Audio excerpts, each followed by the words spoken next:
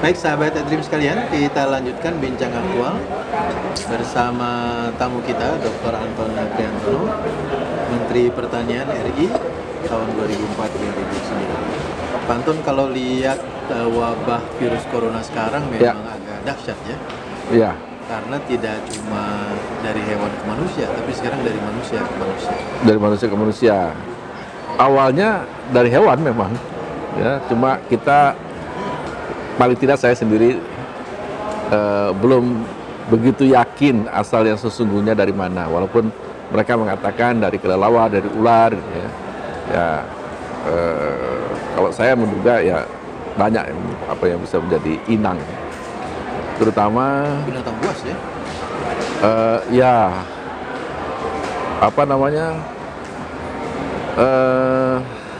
dari yang saya ketahui dari pengalaman waktu menangani flu burung, ya, itu memang ada virus-virus yang berkembang di babi, ya, yang juga akhirnya bisa menyerang manusia gitu. Nah, saya mendapatkan penjelasan itu karena struktur tubuh manusia itu mirip dengan babi. Jadi apa yang menyerang babi itu mudah sekali juga menyerang manusia.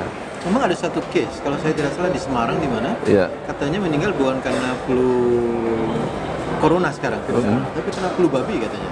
Mungkin saja, karena banyak kemiripan.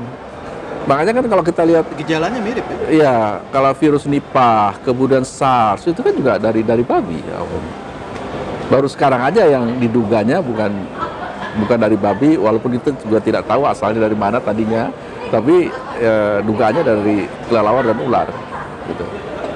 Ya. Pak Anton ini dulu menempuh kuliah di Institut Pertanian Bogor. S1-nya, S1 sampai S2. S1 dan S2. Iya, betul. Kemudian melanjutkan ke Reading University. Reading, dibacanya Reading, Reading University. Di United Kingdom, ya? Iya, saya lulus tahun 92. Untuk teknologi apa, Pak? Spesifikasinya kimia pangan. Kimia pangan. Ya, pelajari kimia. Dan salah satu terobosan penting waktu itu soal kehalalan pangan, ya? Kehalalan pangan itu perkembangan lebih lanjut. Jadi setelah saya kembali 92, itu apa namanya, waktu itu kan sedang hot ya masalah kehalalan pangan. Saya mulai terlibat tahun 93 di LPPOM MUI, gitu. Jadi menjadi auditor dan juga sosialisasi halal di masyarakat, keluar masuk masjid, keluar masuk majelis taklim. Untuk sosialisasi ya? Untuk sosialisasi sampai dan sekarang menjadi penting, apalagi menulis setelah buku juga. Ya, setelah virus ini ya, yang katanya dari... Iya, memang itulah yang saya pelajari, itu hikmahnya mengapa babi itu diharamkan. Karena tadi banyak penyakit-penyakit yang hinggap di babi itu mudah ditransmisikan ke manusia.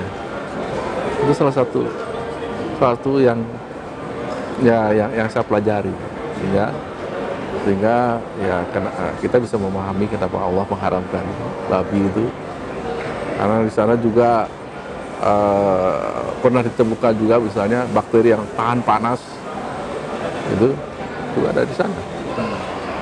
Sebenarnya banyak kasus-kasus kematian ya karena makan daging babi, hanya memang tidak diributkan. Tapi di dalam laporan jurnal ilmiah itu ada. Ya, di Sumatera Utara sampai ada kematian babi dalam jumlah besar juga ya. Iya. Dan salah satu dampak ya dari perkembangan virus corona adalah ke ekonomi global. Akhirnya juga ke ekonomi nasional kita ya. Ya, sebetulnya ya bukan kita meremehkan virus corona ya. Dampaknya terhadap kematian manusia jelas ada, kemudian juga ancaman juga bisa besar, dan itu sudah ada case-case-nya di Cina, di Italia lebih dari 1.000 orang meninggal. Tapi sebenarnya yang lebih ditakutkan lagi adalah dampaknya terhadap ekonomi. Dengan lockdown-nya negara, kota, ini kan ekonomi jadi terhambat. Ini sebetulnya lebih dikhawatirkan. Lockdownnya Cina menurunkan devisa mereka, Iya. termasuk ekspor impor juga berkurang Dan drastik ya. itu berdampak pada kita karena kita ekspor kita juga terhambat. Ekspor kita ke Cina terhambat. Gitu. Kebalikannya impor kita dari Cina juga terhambat. Iya. ini jelas akan ya akan berdampak. Mudah-mudahan tidak terlalu lama karena tadi yang saya perkirakan bahwa yang namanya virus itu bermutasi. Jadi mudah-mudahan kalau kita bisa mengisolasi dengan baik, itu mudah-mudahan dampaknya tidak lama. Dan sekarang kan kita sudah mulai juga mendengar berita bahwa Cina sudah mulai pulih, katanya. iya kan? Nah itu ya, jadi perkiraan saya yakin betul gitu bahwa ini tidak kalau bisa ditangani dengan baik itu tidak akan lama, gitu. Karena virusnya sudah bermutasi.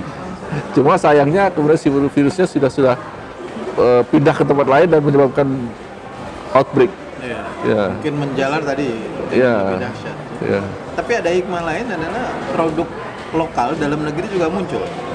Misalnya presiden sambil minum jahe bilang, itu meningkatkan daya tahan. Nah, ini sebetulnya yang harus kita perjuangkan. Ya. Jadi dari dulu kita itu unggul produk perkebunan, kemudian adalah yang kedua produk rempah-rempah. Di mana rempah-rempah itu bukan hanya untuk pangan, tapi juga untuk obat, kesehatan, menjaga kesehatan, meningkatkan stamina dan lain-lain. Nah, ini yang seharusnya kita perjuangkan, terutama adalah rempah-rempah dan jamu, yang kita sudah punya jamu ini, Iya, herbal. di dalam ini mencegah penyakit dan juga bisa juga mengobati penyakit gitu.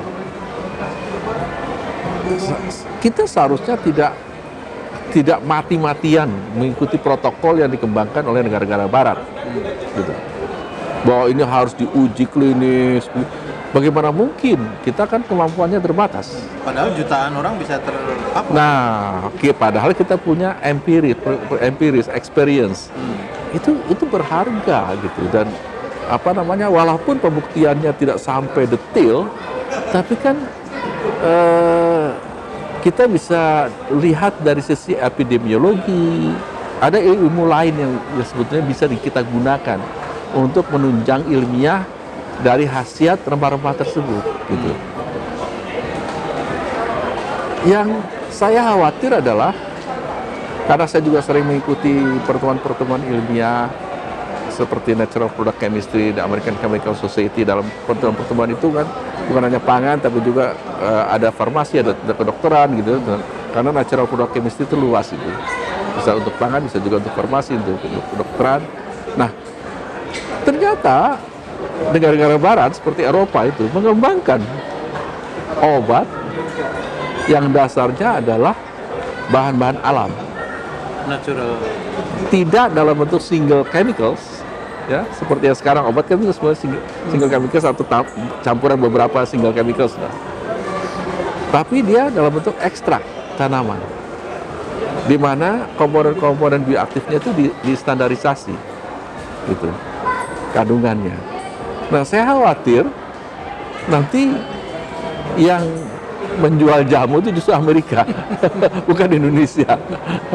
Karena kita selalu dikalahkan dengan scientific base-nya kan. Nah, ini yang tidak boleh terjadi. Padahal sekarang di dalam negeri ini harga jahe, kunyit itu udah meningkat sekarang ya. Iya, nah kemudian Kesempatan kan produksi.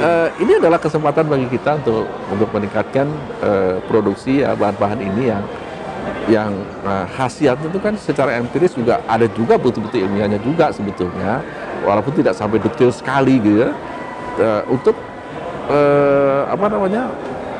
meningkatkan produksi dan konsumsinya, untuk meningkatkan kesehatan masyarakat. Ini satu peluang bagi kita. Kita akan bincang lebih lanjut berkaitan dengan kemandirian pangan dan kemandirian dalam bidang obat-obatan ya, terutama dari bahan